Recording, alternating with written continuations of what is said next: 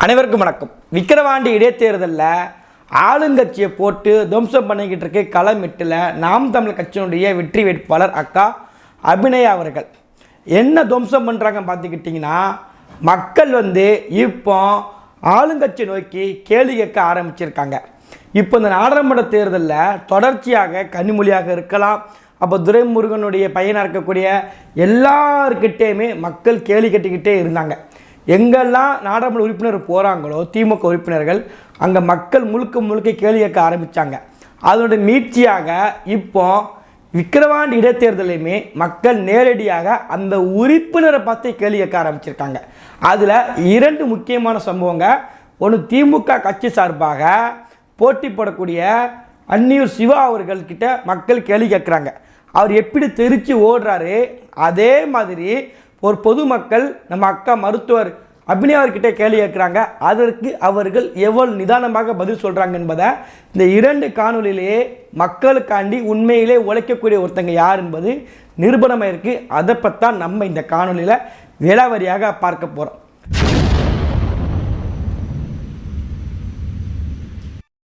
விக்கிரவாண்டி இடைத்தேர்தல் வருகின்ற ஜூலை மாதம் 10ஆம் தேதி நடக்க போகுது. அதற்கான பிரச்சாரம் பார்த்துக்கிட்டிங்கன்னா 8ஆம் தேதியோடு முடிக்கணும். இன்னும் நல்லா பார்த்தா நமக்கு ஒரு நாள் கழிச்சு 2 நாட்கள் நமக்கு இருக்குது.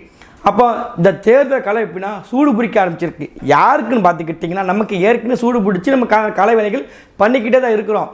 இதில் திமுக உடன்பிறப்புகளுக்கு இப்போ நாம் தமிழர் கட்சி பிரச்சாரம் ஆகணும் எங்கெல்லாம் வருதோ அங்கே முழுக்க பிரச்சனை பண்ணுங்க நோக்கத்தில் நேற்று தினத்தில் எல்லாருக்கும் நினைவிருக்கும் கல்லை கொண்டு அடிக்கக்கூடிய சம்பவத்தை பார்த்துருந்தோம்.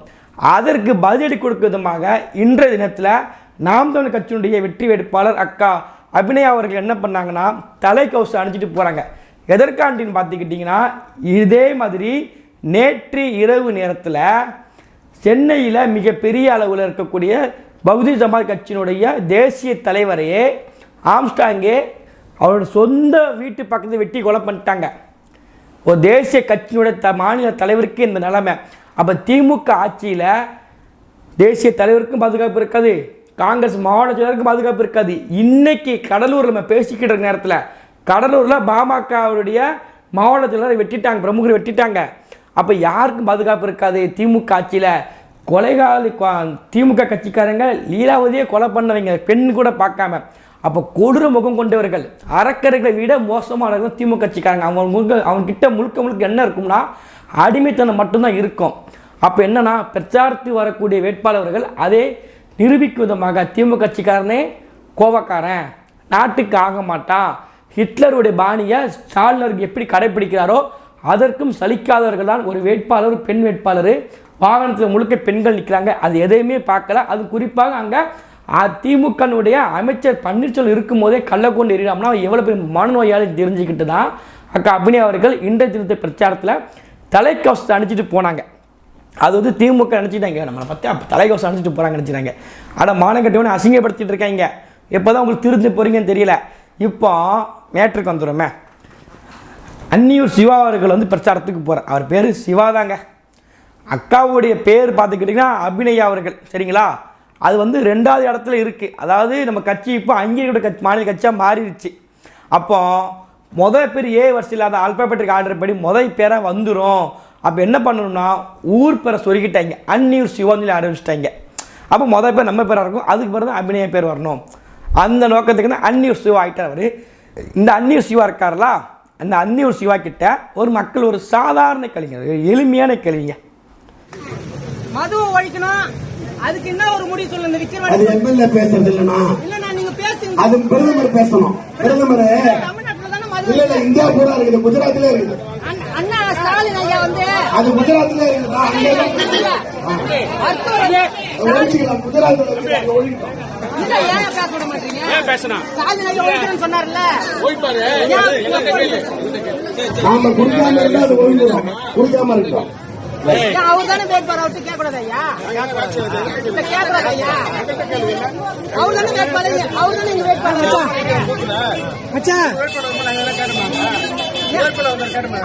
யார்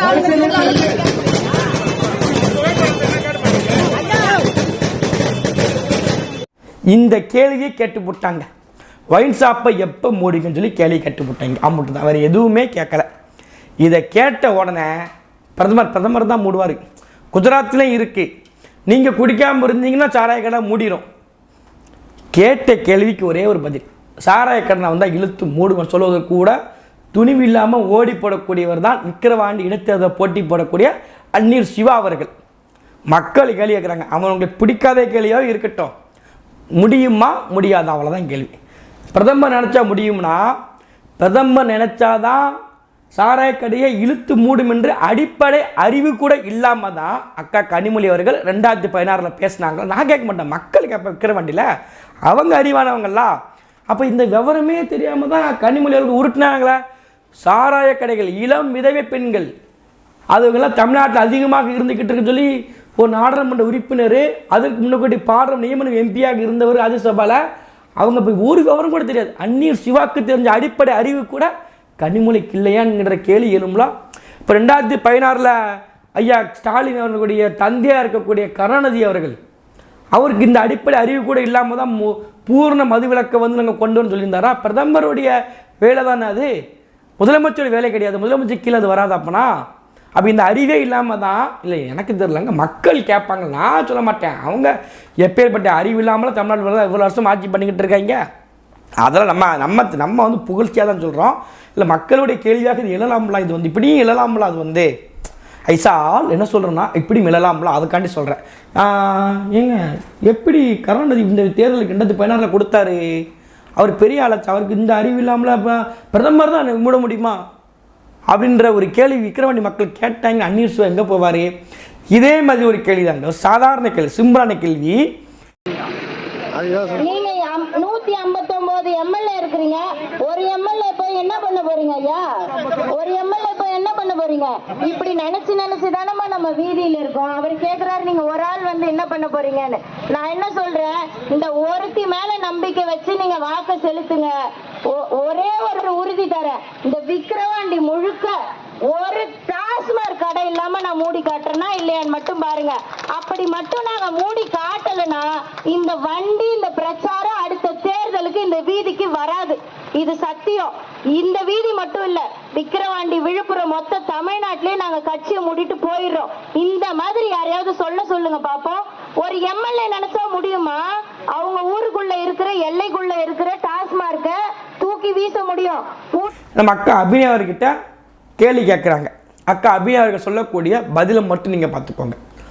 இன்னையுடைய சாராய கடனை இழுத்து மூடலைன்னா இந்த வாங்கின பிரச்சாரத்துக்கு விக்கிரவாண்டி தொகுதிக்கே வராது, அடுத்த தேர்தல் நாம் தமிழர் கட்சி நிற்காது அப்படின்னு சொல்கிறாங்க. இந்த தைரியம் எப்படி, இந்த சொடக்கு இப்படி சொடக்கு போட தெரியுமா? அந்த சொடக்கு போட்டு ஒருத்தன் ஜெயிக்கிறோம், அந்த திமுருக்கும் தெரியுமா? நான் வாரண்ட களத்துக்கு நிற்பான் தெரியுமா? அதாவது களத்துக்கு பயப்படாமல் ஒரு தெரியுமா, ஜெயிக்கிறேன் தோக்கண்டா விஷயம். களத்துக்கு ஒருத்தர் தைரியமாக வர மாதிரி, யாரா நீ பெரிய ஆளா, விஷயம் பண்ணிட்டவா, நான் உன்னை ஜெயிச்சு காட்டுறேன், நான் உனக்கு எதிராக நிற்கிறேன், உனக்கு எதிராக நான் ஓடி காட்டுறேன், அந்த தைரியம் இருக்கிற சொடக்கு, அந்த சொடக்கு போடுங்க தெரியுமா, தடாட்ட சொல்லுவாங்களே, அந்த சொடக்கு போடு விதமாக தைரியமாக ஒரு பதில் சொல்கிறாங்க. நான் சாராய கடை இழுத்து மூடுவேன், விக்கிரவாண்டி சட்டமன்றத்தில் ஒரு சாராய கடை இருக்காது, இதை உறுதி நான் கொடுக்குறேன், ஒரே ஒரு எம்எல்ஏ போய் நான் முடிச்சு காட்டுறேன் அப்படிங்கிறாங்க. இந்த தைரியம் கூட அந்நீர் சிவாக்கு இல்லை. தெரிச்சு ஓடுறார். பிரதமர்கிட்ட கேட்கணும், நீங்கள் குடிக்காமல் இருங்க, நீங்கள் வேணா அந்த பதில் சொல்கிறார தவிர, இதுதாங்க நாம் தமிழர் கட்சி வளர்ப்பிற்கும் திமுக வளர்ப்பிற்கும் சிறந்த உதாரணம் அந்நீர் சிவா தான். தான் தொகுதியில் இருக்கக்கூடிய மக்கள் பிரச்சனை என்ன, அந்த பிரச்சனைக்கான தீர்வு என்ன, அதை கூட சொல்ல முடியாமல் ஒரு பிரதமரையோ இல்லை ஒரு வேற ஒரு கட்சி மேலே பழியை போட்டுக்கிட்டு வேறு மாநிலத்தை வழக்கம் போல் உத்தரப்பிரதேசத்தை பாருங்கள், குஜராத்தை பாருங்கள், பீகாரை பாருங்கள், வழக்கம் போல் உருட்டிக்கிட்டு ஏமாத்தல் நினச்சிக்கிட்டு இருக்காங்க. கண்ணு இணையதள உலகம். நீங்கள் போன வட்டம் மணிக்க ஏமாற்றிக்கிட்டு, அப்போ நெட்டு இல்லை, கேமரா கிடையாது, நீங்கள் பாரு ராஜிக்கு போய்ங்க, துட்டை கொடுக்க மாட்டீங்க, துட்டை முடிக்கிட்டு ஓடி வந்துடுங்க. அதெல்லாம் வரலாறு, நான் சொல்ல வரலாறு இருந்திருக்கு. இப்போ நெட்டு வந்து போச்சு. நீங்கள் என்ன அட்டூழியம் பண்ணாலும் சிசிடிவி கேமரா தான் உங்களுக்கு பெரிய எதிரியே. இந்த உலகத்தில் நிறைய கண்டுபிடிப்புகள் வந்திருக்கு. இந்த மின் விளக்கு வந்திருக்கு, அப்புறம் மின்சாரம் வந்திருக்கு, இந்த கேமரா வந்து ஏகப்பட்ட முன்னேற்ற கணினி முதற்கொண்டு வந்திருக்கு. ஆனால் திமுகவுக்கு ஒரு பெரிய எதிரி யார் தெரியுமாங்க? உங்கள் பரம்பரை எதிரி தெரியுமா? சிசிடிவி கேமரா மட்டும்தான். இந்த கேமரா வந்ததுக்கு பிறகு தான் திமுக அழிவே ஆரம்பிச்சிருச்சு. இந்த கடும் பிடிச்ச கேமரா நான் பல நாட்களாக சொல்லிக்கிட்டு இருக்கேன். ஒன்று தான் ஒரு 70 வருஷத்துக்கு முன்னாடி வந்துருந்துச்சுன்னா இவங்க மத்தியம் கொஞ்சம் குப்பை கொட்டிருக்கே வேண்டாம், இவங்க மொத்தமாகவே லாட்ஜில் முடிஞ்சிருக்கும். இது வரலாறு முழுக்க அப்படி முடிஞ்சிருக்கும். என்னத்தை சொல்ல நம்ம இங்கே வந்து இன்னும் கத்திக்கிட்டு இருக்கோம் அதே கேமரா முன்னாடி. சரி, இந்த கேமரா முன்னாடி விடிவு காலம் கிடைக்கட்டும். விக்கிரவாண்டி மக்களுக்கு நம்ம சொல்லக்கூடிய ஒன்று தான், நேர்மையாக உங்கள் வீட்டு கணவர் மது அருந்திவிட்டு உங்கள் பக்கத்தில் இருக்கக்கூடிய மாவட்டத்தில் கள்ளக்குறிச்சி 10 லட்சம் வாங்கிட்டு செத்து போயிட்டாங்க. இந்த நிலைமை நம்மளுடைய விக்கிரவாண்டிக்கு வரக்கூடாது என்பதற்காண்டியாச்சு தமிழ்நாட்டில் சாராய கடையிலிருந்து கள்ளச்சாராய வரைக்கும் வழிநடத்தக்கூடிய ஆட்சிகளை ஒழிப்போம். அதற்கு நீங்கள் வாக்களிக்க வேண்டிய சின்னம் மைக்கு சின்னம், மைக்கு சின்னம், மைக்கு சின்னம். நன்றி, வணக்கம்.